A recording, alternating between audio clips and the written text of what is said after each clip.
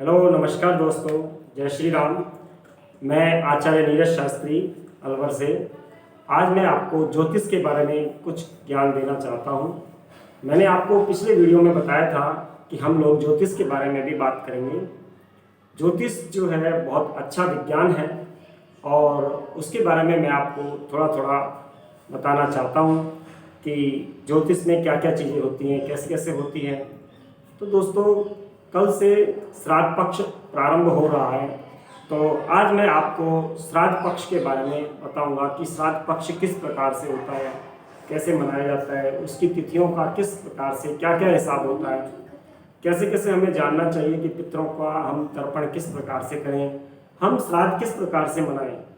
श्राद्ध में हम अपने पितरों को, अपने पूर्वज जो हमारे यहाँ से चले गए हैं, जो पितृ के रूप में हैं, उन पितरों को हम किस प्रकार से प्रसन्न कर सकते हैं और जिससे कि वो हमें आशीर्वाद प्रदान करें और हमें अच्छा फल प्रदान करें और हमारा जो भी परिश्रम होता है उस परिश्रम में हमें किस प्रकार से आशीर्वाद प्रदान करें। तो दोस्तों, सबसे पहले मैं आपको ये बताऊंगा कि 12 महीने होते हैं और हिंदी में भी विक्रम संवत के अनुसार भी 12 ही महीने होते हैं।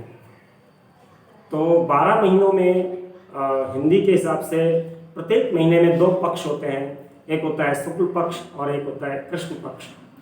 12 महीनों के नाम आप जानते होंगे, अगर आप नहीं भी जानते हैं तो कोई बात नहीं है। अब हम पक्षों के बारे में देखें। एक होता है शुक्ल पक्ष, एक होता है कृष्ण पक्ष। शुक्ल पक्ष में चंद्रमा बढ़ता हुआ होता है और कृष्ण पक्ष में चंद्रमा घटता हुआ होता है।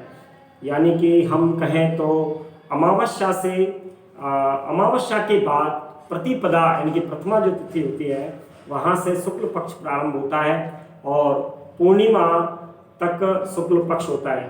पूर्णिमा से आगे प्रतिपदा जो तिथि आती है उसको प्रथमा कहते हैं, वहाँ से कृष्ण पक्ष प्रारंभ होता है।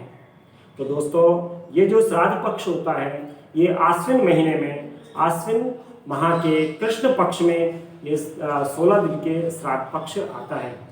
16 दिन किस प्रकार से, पक्ष में 15 ही दिन होते हैं, लेकिन कृष्ण पक्ष में जो आएंगे वो 15 ही दिन है, लेकिन उसमें पूर्णिमा का श्राद्ध भी निकाला जाता है। तो पूर्णिमा का श्राद्ध निकालने की वजह से ये 16 दिन के हो जाते हैं।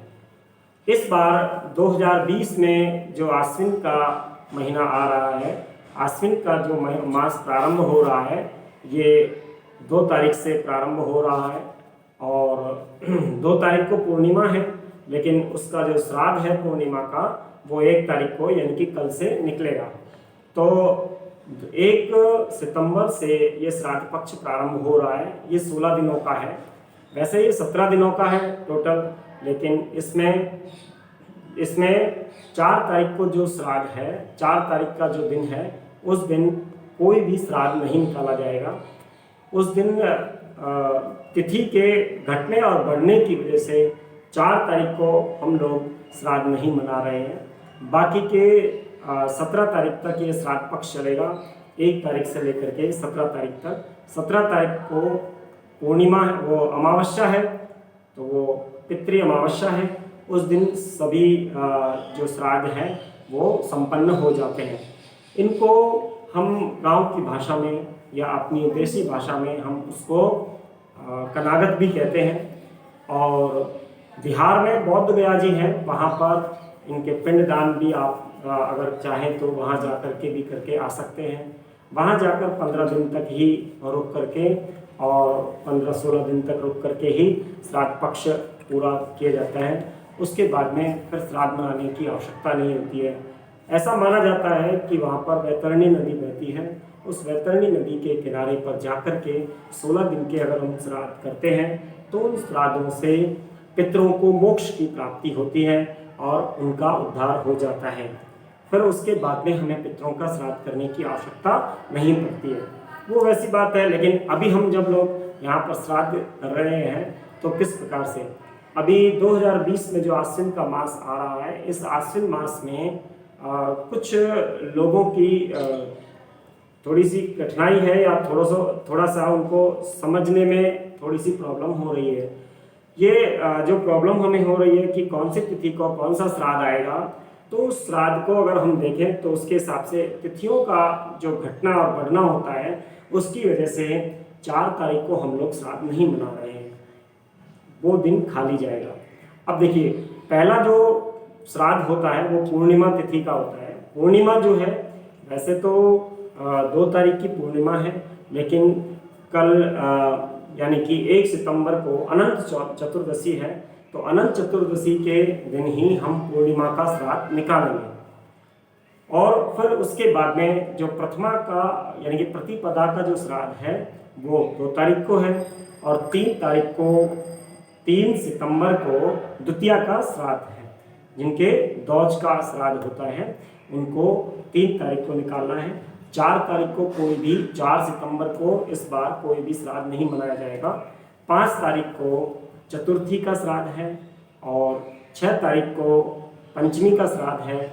7 तारीख को, सॉरी थोड़ा सा मिस्टेक, गलती हो गई है, उसको फिर से सुनिए, देखो एक बार। 1 सितंबर को पूर्णिमा का श्राद्ध है, 2 सितंबर को प्रतिपदा का श्राद्ध है, 3 सितंबर को द्वितीया का श्राद्ध है, 4 तारीख को कोई भी श्राद्ध नहीं है, 5 तारीख को तृतीया का श्राद्ध है, 6 तारीख को चतुर्थी का श्राद्ध है, 7 तारीख को 7 सितंबर को पंचमी का श्राद्ध है, और 8 तारीख को षष्ठी का यानी कि छठ का श्राद्ध निकाला जाएगा, और 9 तारीख को सप्तमी का श्राद्ध निकाला जाएगा।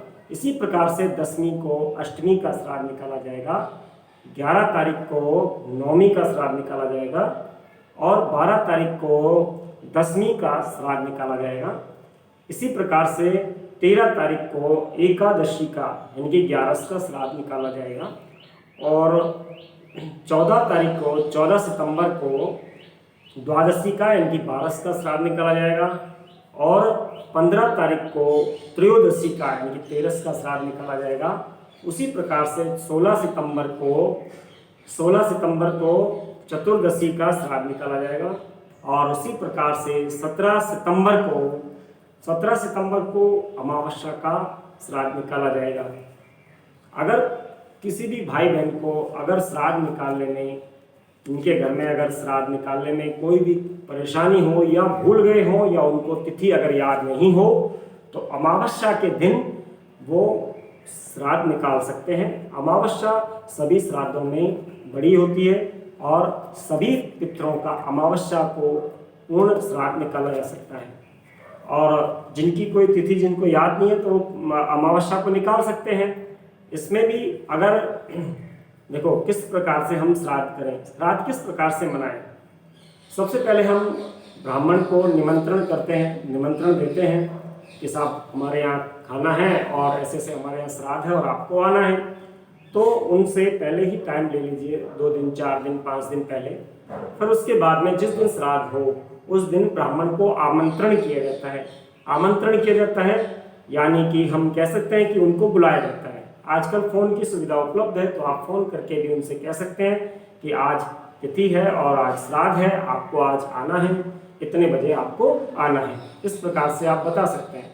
ब्राह्मण के घर आने पर हम किस प्रकार से उनका स्वागत करें, किस प्रकार से हम श्राद्ध का आयोजन करें, श्राद्ध एक उत्सव के रूप में हम मनाएं।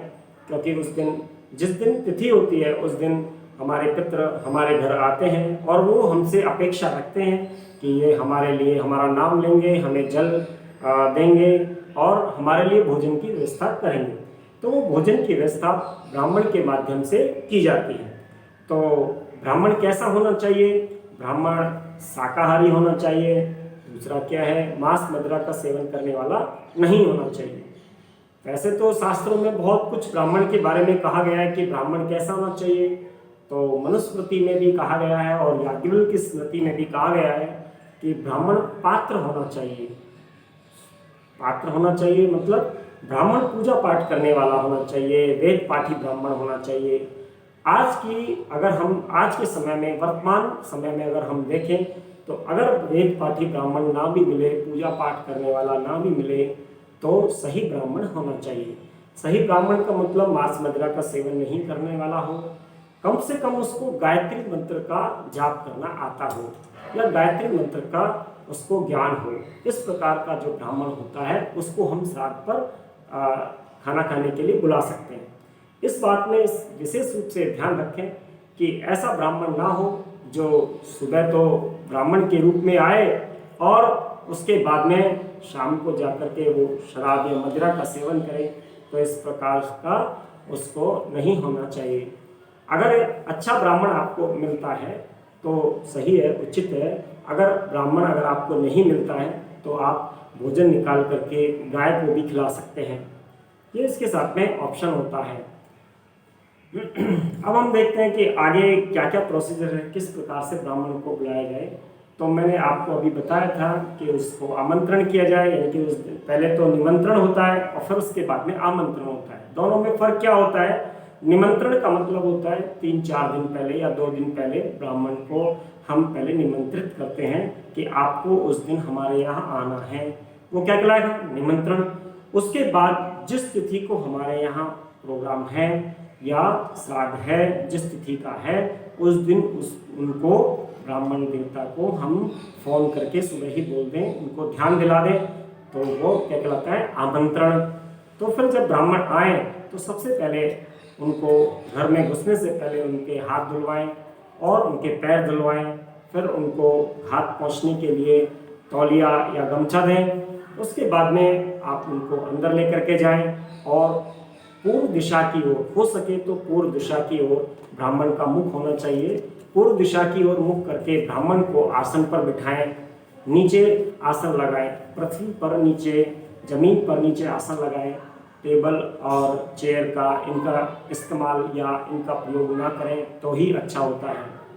और नीचे बिठा करके फिर उसके बाद में उनको पूर्व दिशा की ओर बिठा करके फिर उनके सामने भोजन परोसा जाए। एक बात का विशेष रूप से ध्यान रखा जाए कि भोजन कराते समय यजमान के द्वारा कभी भी ऐसा प्रश्न नहीं करना चाहिए कि भोजन अच्छा है, अच्छा बना है या नहीं बना है। इस प्रकार से उनसे प्रश्न नहीं करना चाहिए। ये भी नहीं पूछना चाहिए कि इसमें नमक सही है या मिर्ची सही है या भोजन में कोई कमी तो नहीं है। इस प्रकार का प्रश्न करने से यजमान को भोजन कराने का फल प्राप्त नहीं होता है। इस बात को विशेष रूप से ध्यान रखना चाहिए। दूसरा क्या कि ब्राह्मण जब जिस आसन पर बैठा है तो उस आसन से ब्राह्मण की थाली टच नहीं होनी चाहिए, यानी कि उसमें और आसन में, भोजन की थाली में और आसन में थोड़ा सा गैप होना चाहिए या थोड़ी सी दूरी होनी चाहिए, जिससे कि ब्राह्मण अशुद्ध ना हो। ब्राह्मण जो वेद पाठी ब्राह्मण या पूजा पाठ करने वाले जो ब्राह्मण होते हैं वो दोस्तों हमेशा ध्यान रखते हैं।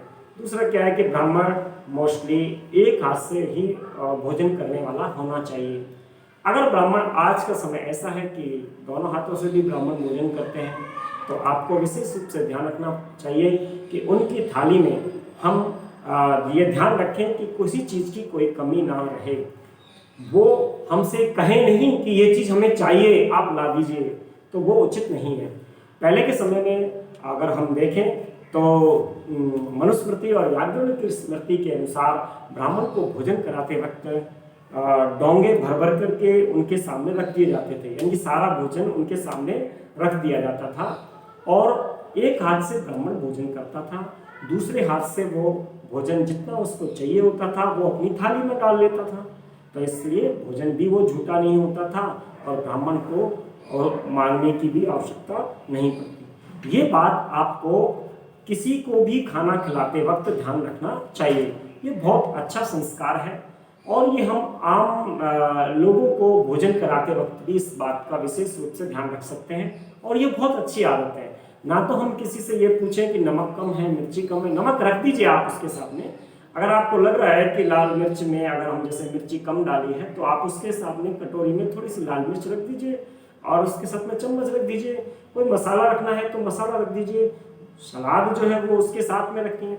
आप अगर उसको इच्छा होगी तो अपने आप डाल लेंगे और नहीं तो आपको पूछने की आवश्यकता नहीं है। पूछने से सही नहीं होता है, उसका फल प्राप्त नहीं होता है। दूसरा क्या है कि फिर उसके बाद में ब्राह्मण को प्रेम पूर्वक भोजन कराएं। भोजन कराने के बाद में फिर उनके हाथ धुलाएं और हाथ धुलाने के बाद में फिर गमछे से या तौलिए से उनके हाथ साफ कराएं। उसके बाद में पूजा की थाली लाएं, उसमें रोली हो या चंदन हो, चावल हो, तो उनसे उनका तिलक करें। और तिलक करने के बाद में उनको यथा उचित जो भी दक्षिणा यथा सामर्थ्य के अनुसार, जितनी आपकी सामर्थ्य है उनके अनुसार उनको दक्षिणा प्रदान करें। अगर वस्त्र हो तो वस्त्र, अगर आपके पास है तो आप वस्त्र भी दे सकते हैं। और अगर आप थोड़ा आर्थिक स्थिति अगर आपकी अच्छी है तो आप, मेरा मानना यह है कि 5 वस्त्रों का दान कर सकते हैं। और 5 वस्त्र अगर नहीं हो तो एक तौलिया ले लें और उसके ऊपर कुछ दक्षिणा रख करके आप वो दान कर सकते हैं या उनको दक्षिणा से संतुष्ट कर सकते हैं। उसके बाद आपको अपने उनकी थाली को हटा लेना है और थाली हटाने के बाद फिर उनके आप चरण स्पर्श करें और अच्छे से चरण स्पर्श करें। और ये सोच करके चलें कि ये जो ब्राह्मण देवता हैं वो हमारे जो दादाजी की अगर श्राद्ध है तो ये दादाजी के रूप में हमारे घर खाना खाने के लिए आए हैं, तो हम दादाजी को प्रेम पूर्वक भोजन खिला रहे हैं। ब्राह्मण का जो मुख होता है वो ब्रह्मा का मुख कहलाता है। और ब्राह्मण जब भोजन करने के लिए आता है तो साक्षात ये पितृगण जो है वो ऊपर से देखते हैं और वो प्रसन्न होते हैं कि इन्होंने हमारा नाम लिया और हमारी तिथि पर ब्राह्मण देव को भोजन कराया अच्छे से, जिससे कि वो भोजन उनको प्राप्त हो जाता है। ध्यान रखना कि पितृगण खाना खाने के लिए तो नहीं आते हैं, लेकिन जो खाना ब्राह्मण को परोसा जाता है, जब ब्राह्मण आशीर्वाद देता है तो वो आशीर्वाद के रूप में पितरों का ही आशीर्वाद होता है। आप इस बार श्राद्ध पक्ष को बहुत अच्छे से मना करके देखिए, अच्छे से करके देखिए। श्राद्ध जो है 17 दिन के हैं, 16 दिन के मनाए जा रहे हैं। 4 तारीख को कोई श्राद्ध नहीं है। 17 दिन के जो ये श्राद्ध हैं 17 तारीख को संपन्न हो जाएंगे। उसके बाद में आप देखिए कि लगभग 10 दिन में अगर आप ये चीज़ कर लेते हैं अच्छे से तो 10 दिन में आपको बहुत अच्छा रिजल्ट मिलेगा और इसका बहुत अच्छा फल मिलता है और पितृगण हमें आशीर्वाद देते हैं। एक काम और आपको सुबह करना है। सुबह ब्राह्मण के आने से पहले ही 6 बजे या सूर्योदय जब होता है, जब सूर्य लाल लाल रहता है, तो उस समय आप दक्षिण दिशा की ओर मुख करके और बाएं घुटने को मोड़ करके और इस प्रकार से ऐसे आप तर्पण कर सकते हैं। एक डाब आती है जिसको दूर्वा, जैसे जो साधारण दूर्वा होती है उससे विशेष प्रकार की दूर्वा होती है, उसको कुश आदि बोलते हैं, कुश बोलते हैं, कुश। तो वो मार्केट में बाजार में आराम से मिल जाती है और उसको नीचे ऐसे पकड़ना है, उसकी जड़ नीचे की तरफ होनी चाहिए और उसको इस प्रकार से पकड़ करके और उल्टे हाथ से यानी कि बाएं हाथ से दाहिने हाथ पर बीच में यहाँ पर जड़ डालें और वो कुशा को छूते हुए नीचे एक बर्तन रख लें, उसमें वो डाल सकते हैं। बर्तन अगर कांसे की थाली हो तो उसमें रखें, अगर कांसे की नहीं हो तो पीतल की में रखें तो बहुत अच्छा है। स्टील के बर्तनों का प्रयोग नहीं करते हैं। अगर कुछ भी ना हो तो आप मिट्टी के बर्तन भी प्रयोग में ले सकते हैं, लेकिन स्टील के बर्तन आज के वर्तमान युग में स्टील ही ज़्यादा प्रयोग में आती है, तो आप स्टील के भी रख सकते हो, नहीं तो सही तो कांसे के बर्तन होते हैं। तो उस पानी में एक जग में आप थोड़ा सा जल लें, थोड़ा सा दूध लें और दूध के साथ में थोड़ा सा मीठा डालें, लाल फूल डालें और काले तिल डालें। काले तिल आप 5 रुपये के किसी भी दुकान से ले सकते हो, काले तिल आपको आराम से मिल सकते हैं।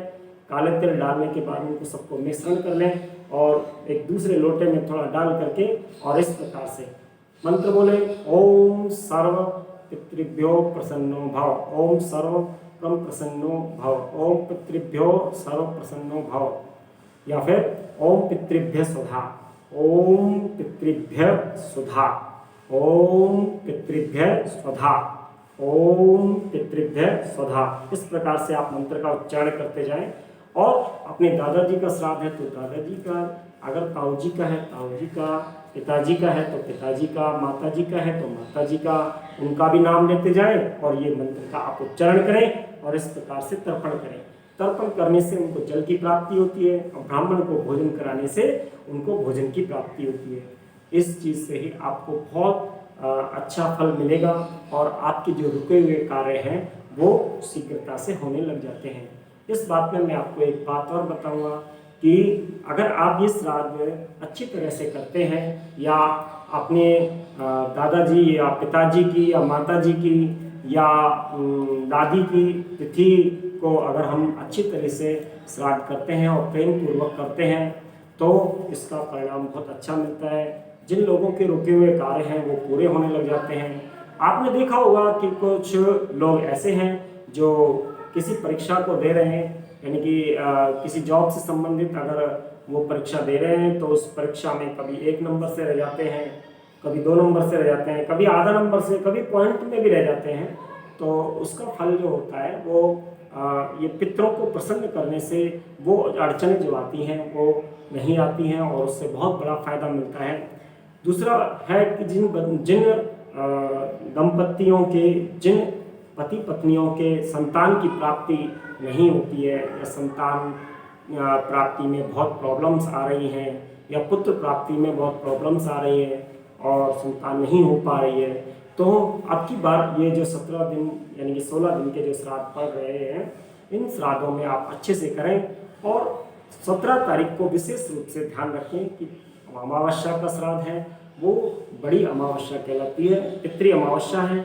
इसलिए आप लोग अगर तिथि पे ढंग से नहीं कर पाए तो अमावस्या के दिन अच्छे से भोजन निकालें और ब्राह्मण को भोजन कराएं।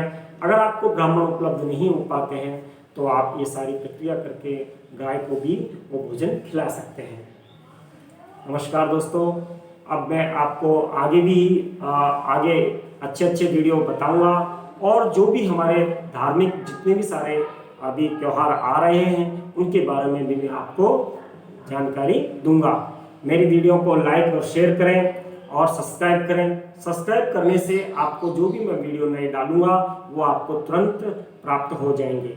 अगर मेरी वीडियो में कोई आपको गलत बात लगी हो या आपको कोई चीज़ पूछनी हो तो मैंने आपको अपने पुरानी वीडियो में अपने कॉन्टैक्ट नंबर भी दिए हुए हैं और आप मुझे कमेंट्स भी कर सकते हैं, मैं उसका जवाब दूंगा। नमस्कार दोस्तों, धन्यवाद।